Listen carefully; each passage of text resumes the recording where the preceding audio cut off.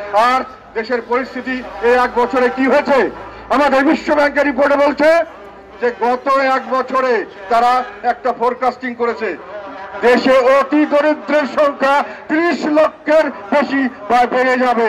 যা অতি দরিদ্র তার চেয়ে 30 লক্ষ বেশি হবে, আর 60 লক্ষের মতো বেশি হবে দরিদ্রের সংখ্যা।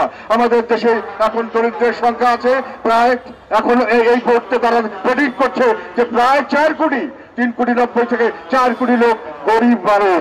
কাজে এই গরিব মানুষ কোন রকম কোন অর্থনৈতিক কোন কর্মকাণ্ড নেই, তারা ট্যাক্স দিচ্ছে না, সরকারের রেভিনিউ আর্নিং হচ্ছে না, খালি দেশের জনগণের কাছে না, সরকারের হাতে টাকা নেই, কেউ টাকা ট্যাক্স দিতে পারছে না, কিন্তু ইকোনমিক কোন অ্যাক্টিভিটিস নাই।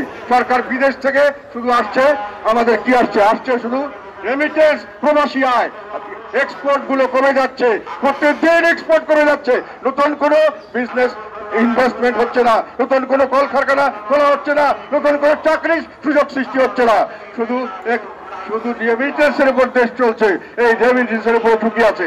তারপরে আমাদের যদি সামনের দিকে এই অবস্থায় চলতে থাকে তাহলে আমরা বিশ্বের কোন জায়গায় আমরা কোন ঋণ পাবো না, ব্যাংক থেকে আমাদেরকে ঋণ দেবে না। সরকারের যতক্ষণ বৈধতা না আসে, সরকারের যতক্ষণ পর্যন্ত স্থিতিশীলতা না আসে রাজনৈতিক, ততক্ষণ কোন রকম বিনিয়োগ হবে না, কোন রকম ঋণ পাওয়া যাবে না, কোন ধরনের বিদেশি সাহায্য পাওয়া যাবে না, কোন ধরনের লং টার্ম এগ্রিমেন্ট হবে না। এই সরকার দেশকে একটা অজানা ভবিষ্যৎ এবং একটি বিশাল একটি বিপর্যয়ের দিকে দেশকে ধাবিত করছে।